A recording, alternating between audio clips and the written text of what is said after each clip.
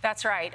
Joe Biden was snapping repeatedly at Lester Holt. He had this interview on NBC. We knew that this was going to happen, and Lester Holt asked him about what was the word he used. He used the bullseye comment, and the president was remorseful for actually using that word. Listen.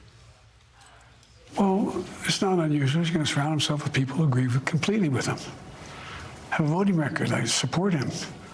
Even though if you go back and listen to those things J.D. Vance said about Trump. Well, he said some things about you, yeah. Oh, no, well, he said something about me, but see what he said about Trump. What's with you guys? Come on, man. You called your opponent an existential threat on a call a week ago. You said it's time to put Trump in the bullseye. There's some dispute about the context, but I think you appreciate that. I didn't say crosshairs. I was talking about focus on. Look, the truth of the matter was, what I guess I was talking about at the time was, there was very little focus on Trump's agenda. Yeah, the term was bullseye. It was a mistake to use the word. I didn't say crosshairs. I meant bullseye. I meant focus on him. Focus on what he's doing. I'm going to debate him when we agreed to debate, and I'm going to debate him in September. But if the opportunity came up to do one between now and then, is there a sense of wanting to get back on the horse? I'm on the horse. Where have you been? All right. Mr. President, it's always good to talk to you, good to see you. Thank you for making some time for us. Sometimes come and talk to me about what we should be talking about. And of course, what Joe Biden wanted to out of control. What Joe Biden wanted to talk about was Donald Trump. Back and forth, back and forth. At least I didn't say crosshairs. Katie Pavlich is joining us live here at the RNC. Katie, what did you make of the damage control that Joe Biden was trying to do last night on NBC? Well, I think just overall, the president and his party, their calls for unity and toning down the temperature lasted about 12 hours. The president clearly used the Oval Office for political purposes, not to really bring the country together.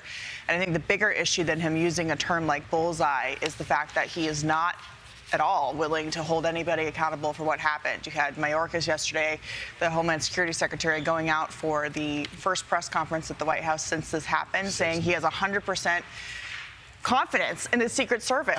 And it's just, and the president has the ability to hold people accountable for what happened, and he's not doing it. And there's another thing in a long list of catastrophic failures.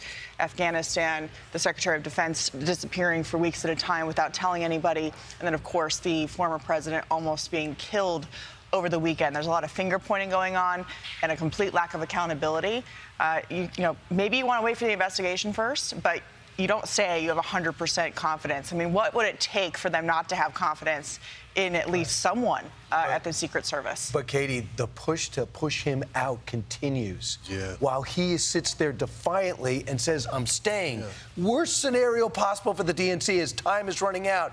And nobody, the vice president would take the job, but nobody else would ever jump in at this point. With Donald Trump as powerful as it is, why would you go up there and just get bludgeoned? And the thing is, the president of the United States defiant, and there's a sense that nobody's telling him how bad the polling is. Well, he says he's still on the horse. I'm still, and got very angry. You're going to get back on the horse. I'm on the horse. Well, look. There was some talk over the weekend that because of what happened, the Democrats, the ones who were saying he had to go, were trying to pull back their efforts to get him out. Some people are still pushing forward with trying to do that, but I think it just highlights the cynical nature of what he's been trying to do over the past 24 hours. He's been trying to say that he's a unifying president. You know, we're all Americans. We're not enemies. He actually has a stake in this, in the sense that he is desperate to save his first term. He's desperate for another term, and he wants to save his candidacy. And now you're seeing him going back to the rhetoric that he's already. What's your prediction? Do you think he'll drop out? I don't think he's going anywhere. Absolutely not. I think they're going to have to. If he doesn't want to go, he's not going. And he's not going. And Jill is not going either. So I don't think he's going anywhere. If he's talking about unity, it's hard to be the head of a party that is in the middle of a civil war about whether or not you should be the leader. Yeah, if you can't even unify your own party, it's going to be difficult to unify the country, right? And it's just an interesting shift in tone after 4 years of this president and his entire party not only going after Donald Trump, but going after anybody who voted for him as a MAGA extremist, an existential threat to democracy.